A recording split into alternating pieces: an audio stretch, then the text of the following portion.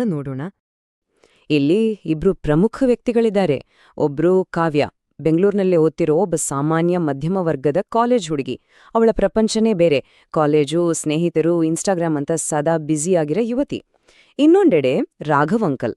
ಇವರು ಒಂಟಿಯಾಗಿ ಬದುಕ್ತಿರುವ, ಅತ್ಯಂತ ಶಾಂತ ಸ್ವಭಾವದ, ಯಾರಿಗಾದ್ರೂ ಸಹಾಯ ಮಾಡಲು ಸದಾ ಸಿದ್ಧರಿರುವ ವ್ಯಕ್ತಿ. ಇವರಿಬ್ಬರೂ ಜೀವನ ಶೈಲಿಗೆ ಅಜಗಜಾಂತರ ವ್ಯತ್ಯಾಸವಿದೆಯಲ್ವಾ? ಆದರೆ ಈ ಎರಡು ವಿರುದ್ಧ ತುದಿಗಳು ಹೇಗೆ ಭೇಟಿಯಾಗ್ತವೆ ಅನ್ನೋದು ನಿಜಕ್ಕೂ ಇಂಟ್ರೆಸ್ಟಿಂಗ್. ಅದು ಶುರುವಾಗಿದ್ದು ಬೆಂಗಳೂರಿನ ಒಂದು ಮಳೆಯ ಸಂಜೆ. ಮಳೆಯಲ್ಲಿ ಸಿಕ್ಕಿ ಹಾಕೊಂಡಿದ್ದ ಕಾವ್ಯಳಿಗೆ ರಾಘವ್ ಅಂಕಲ್ ತಮ್ಮ ಬೈಕ್ನಲ್ಲಿ ಮನೆಗೆ ಡ್ರಾಪ್ ಕೊಡ್ತಾರೆ. ನೋಡೋದಕ್ಕೆ ಇದೊಂದು ಸಂಪೂರ್ಣ ನಿಷ್ಕಲ್ಮಶವಾದ, ಮಾನವೀಯತೆಯಿಂದ ಕೂಡಿದ ಒಂದು ಸಣ್ಣ ಸಹಾಯ ಅಷ್ಟೇ. ಆದ್ರೆ ಆಕ್ಚುಲಿ ಈ ಒಂದು ಚಿಕ್ಕ ಘಟನೆಯಿಂದಲೇ ಅವರಿಬ್ಬರ ನಡುವೆ ಪ್ರತಿದಿನದ ಮಾತುಕತೆಗೆ ನಾಂದಿ ಹಾಡಲ್ಪಡ್ತದೆ. ಮುಂದಿನ ಹಂತದಲ್ಲಿ ಈ ಪರಿಚಯ ಹೇಗೆ ಒಂದು ಬಲವಾದ ಭಾವನಾತ್ಮಕ ಬೆಂಬಲವಾಗಿ ಬೆಳೆಯುತ್ತೆ ಅನ್ನೋದನ್ನ ಗಮನಿಸೋಣ. ಕಾವ್ಯ ಒಮ್ಮೆ ರಾಘವ ಅವರ ಬಳಿ, ನನ್ನ ಕನಸುಗಳನ್ನ ಯಾರೂ ಅರ್ಥ ಮಾಡ್ಕೊಳ್ಳಲ್ಲ ಅಂಕಲ್ ಅಂತ ಹೇಳ್ತಾಳೆ. ಇದು ಅವಳ ಮನಸ್ಸಿನಲ್ಲಿರುವ ದೊಡ್ಡ ಶೂನ್ಯತೆಯನ್ನ ಎತ್ತಿ ತೋರಿಸುತ್ತೆ. ಮನೆಯಲ್ಲಿ ಎಲ್ಲರೂ ಇದ್ದಾರೆ ನಿಜ, ಆದ್ರೆ ಅವಳ ಆಸೆಗಳೇನು, ಅವಳ ಕನಸುಗಳೇನು ಅಂತ ಕೇಳಿಸ್ಕೊಳ್ಳೋಕೆ ಯಾರಿಗೂ ಪುರ್ಸತ್ತಿಲ್ಲ. ಅವಳು ತನ್ನ ಸ್ವಂತ ಮನೆಯಲ್ಲೇ ಒಂಟಿತನ ಅನುಭವಿಸ್ತಿದ್ಲು ಅನ್ನೋದು ನಮಗಿಲ್ಲಿ ಸ್ಪಷ್ಟವಾಗುತ್ತ.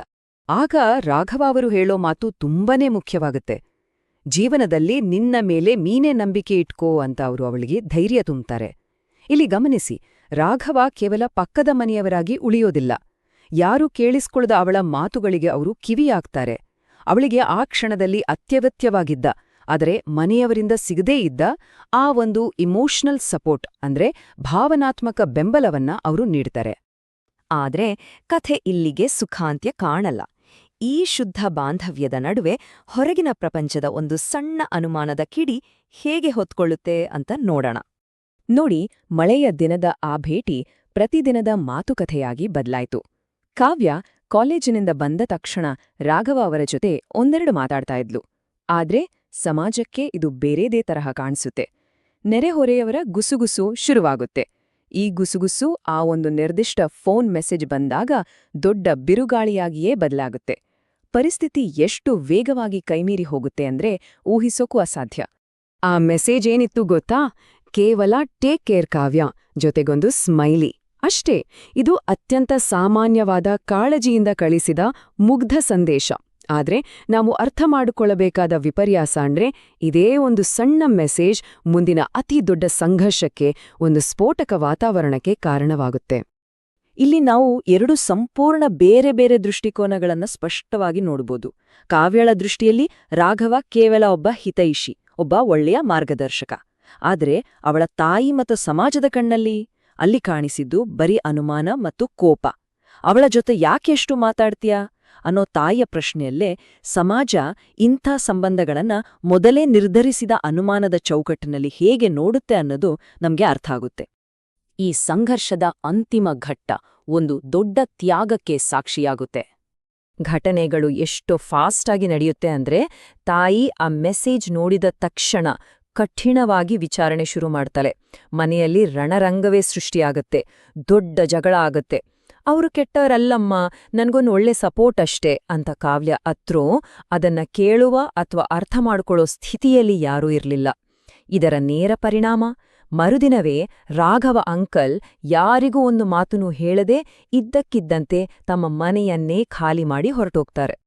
ಅವರು ಮನೆ ಬಿಟ್ಟು ಹೋಗುವಾಗ ಹೇಳುವ ಮಾತು ಎಂಥವರ ಮನಸ್ಸನ್ನೂ ಕದಡುತ್ತೆ. ಕೆಲವೊಮ್ಮೆ ಒಳ್ಳೆ ಸಂಬಂಧಗಳನ್ನು ಜನ ತಪ್ಪಾಗಿ ಅರ್ಥ ಮಾಡ್ಕೊಳ್ತಾರೆ. ನಿನ್ನ ಫ್ಯೂಚರ್ ಚೆನ್ನಾಗಿರ್ಬೇಕು ಕಾವ್ಯ. ಇಲ್ಲಿ ರಾಘವ ಅವರು ತಮ್ಮ ಮೇಲಿನ ಆರೋಪಗಳಿಗೆ ಯಾವುದೇ ಸಮರ್ಥನೆ ಕೊಡೋಕೆ ಹೋಗಲ್ಲ.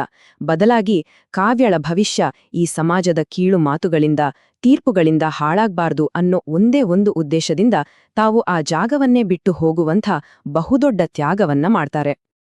ಅಂತಿಮವಾಗಿ ಈ ಇಡೀ ವಿಶ್ಲೇಷಣೆ ನಮಗೆ ಸಮಾಜ ಮತ್ತು ತಪ್ಪಾಗಿ ಅರ್ಥೈಸಲಾದ ಸಂಬಂಧಗಳ ಬಗ್ಗೆ ಏನನ್ನ ಕಲಿಸ್ತೆ?